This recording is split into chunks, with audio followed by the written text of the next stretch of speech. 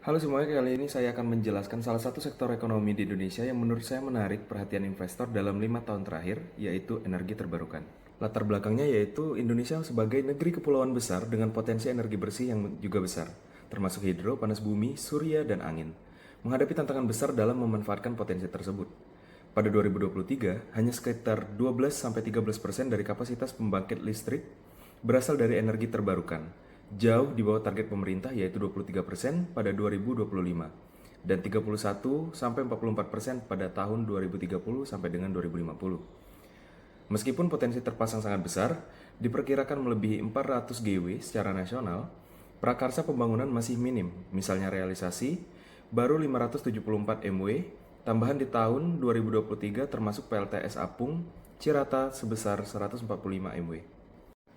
Kemudian analisis investasi sektor energi terbarukan ada 6, yaitu yang pertama faktor utama yang menarik investor, dukungan kebijakan pemerintah, tren investasi 5 tahun terakhir, investor asing utama, dampak investasi asing dan juga tantangan serta peluang bagi investor asing. Faktor utama yang menarik investor yaitu yang pertama potensi sumber daya melimpah seperti potensi geothermal kurang lebih 28 GW, potensi hidro sebesar kurang lebih 75 GW, potensi surya kurang lebih 208 GW, dan potensi angin sebesar kurang lebih 60 GW.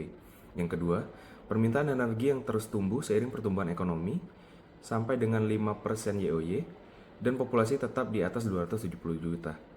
Komitmen pemerintah menuju net zero emission di tahun 2060 atau lebih cepat. Target emisi puncak 2030 sampai dengan 2050 serta rencana pembangunan 75 GW kapasitas renewable dalam 15 tahun ke depan. Selanjutnya dukungan kebijakan pemerintah. Regulasi seperti Permen SDM nomor 50 tahun 2017 terbaru diupdate di 2020 dan Perpres 112 tahun 2022 mengatur mekanisme tender dan tarif listrik terbarukan. Just Energy Transition Partnership atau JETP senilai 20 miliar USD dipimpin Jepang dan Jerman untuk mendukung transisi energi bersih. Amerika Serikat mengundurkan diri pada Juli 2025, namun dukungan G7 tetap diteruskan. Pemerintah juga membentuk kerjasama pembiayaan antara Danantara dan JBIC untuk pendanaan proyek energi terbarukan, transmisi, dan air pada Juli 2025. Kemudian tren investasi 5 tahun terakhir. Investasi stagnan di kisaran 1,5 miliar USD per tahun sejak 2018 hingga 2023. Namun, global clean energy investment meningkat kuat di kisaran 2,2 triliun USD pada tahun 2025 menurut IEA. Indonesia masih menerima porsi kecil yaitu 1,5 miliar USD pada 2023 atau 2% porsi global clean energy untuk Southeast Asian. Menurut sumber lain, investasi energi bersih di Indonesia mencapai sekitar 498 juta USD pada 2023, naik 78% dari 2022, yaitu yang hanya sebesar 280 juta USD. Kemudian, investor asing utama, yang pertama pendanaan internasional melalui proyek IPP dan lembaga keuangan asing, Private International Financial Institution, dominan dalam investasi pembangkit berbasis fosil sebesar 84%. Namun juga mulai memobilisasi modal untuk RE, misalnya hydropower dan geothermal. Yang kedua, penandatanganan kerjasama oleh entitas seperti Yinson Renewables Malaysia yang mengembangkan proyek solar wind di Asia Tenggara termasuk Indonesia. Investor negara seperti Jepang, Jerman melalui JBIC dan JTP, Australia menurut berbagai sumber turut menjadi faktor utama dalam proyek surya, angin, dan elektrifikasi pendesaan. Kemudian dampak investasi asing terhadap sektor dan ekonomi. Yang pertama, memberi suntikan modal untuk proyek-proyek baru, menciptakan kapasitas tambahan di renewable energy, dan mengurangi ketergantungan terhadap batu bara.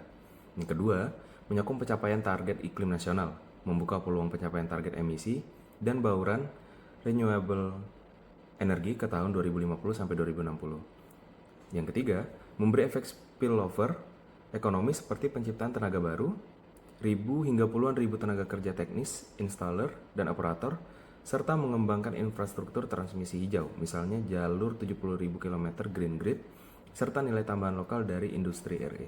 Kemudian apa sih tantangan dan peluang bagi investor asing? Tantangannya antara lain, yang pertama tarif listrik plafon rendah dan sistem tender atau lowest bid, serta kebijakan konten lokal yang meningkatkan biaya investasi sehingga ROE rendah.